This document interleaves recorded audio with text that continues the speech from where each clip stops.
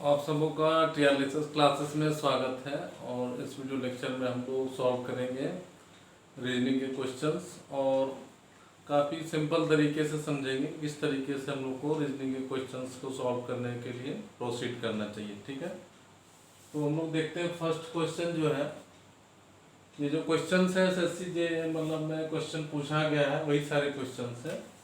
तो इसमें 43 है, 43 7 2 3 और यहाँ डैश पूछा गया।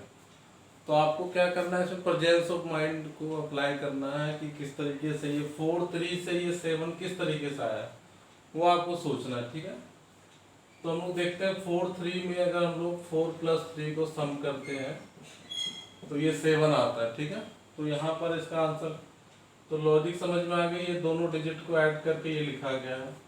तो उस तरीके से ये 2 और 3 को ऐड करेंगे हम लोग तो इसका आंसर हो जाएगा 5। ठीक है, 2 + 3 मतलब कि ये इसका आंसर हो गया डी।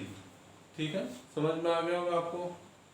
अच्छा, सेकेंड क्वेश्चन है 38 53। ठीक है ना, तो अलग अलग क्वेश्चंस में लॉजिक्स अलग अलग होंगे, वो आपको क्या हो कि प्रैक्टिस जितना करोगे उस तरीके से आपका थिंकिंग एबिलिटी डेवलप होता चला जाएगा। ठीक है, तो जैसे 3 8 और 5 3 है, तो हम लोग देख सकते हैं इसमें अगर हम लोग 38 में 15 को ऐड करते हैं तो 53 आ जा रहा है।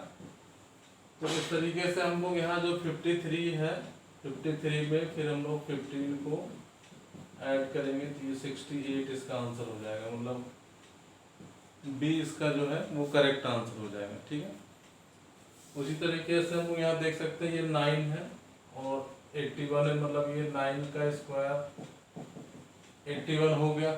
तो सेकेंड जैसे ये 11 है तो इसका स्क्वायर अगर करेंगे तो 121 होगा, है ना। तो मतलब इसका आंसर क्या हो जाएगा, हमारा सी हो जाएगा। उसी तरीके से ये SAT WEX, तो आपको जब ये लेटर्स वाले क्वेश्चंस आएंगे तो आपको ए से लेकर जेड तक के नंबरिंग आपको पता होना चाहिए। जैसे ए का 1 नंबरिंग दे देते हैं, बी का 2, सी का 3, डी का 4, इस तरीके से 26 तक। ठीक है, तो अगर हम लोग यहाँ देखें जैसे SAT और WEX, तो S के बाद कितने मतलब लेटर के बाद W आता है TUV, तो 3 लेटर्स के बाद ये W आता है। ठीक है, फिर A के बाद अगर हम लोग E देखें तो कितने लेटर्स के बाद आता है BCD, 3 लेटर्स के बाद आता है। ठीक है, T के बाद में देखें तो RST UVW, मतलब कि ये भी 3 लेटर्स का डिफरेंस है। ठीक है, तो उसी तरीके से M के बाद 3 लेटर के बाद कौन सा आएगा, MNOP, फिर Q आएगा, है ना।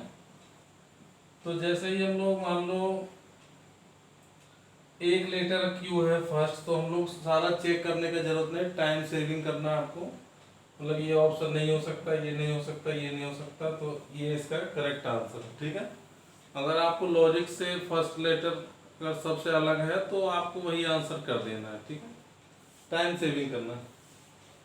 उसके बाद आपको दूसरा अगर हम लोग देखें L के बाद कितने लेटर्स के बाद P आता है, तो MNO, मतलब ये भी 3 लेटर्स के बाद ही आ रहा है। उसी तरीके से E के बाद, है ना, तो आपको 3 लेटर्स के बाद ये भी आ रहा है।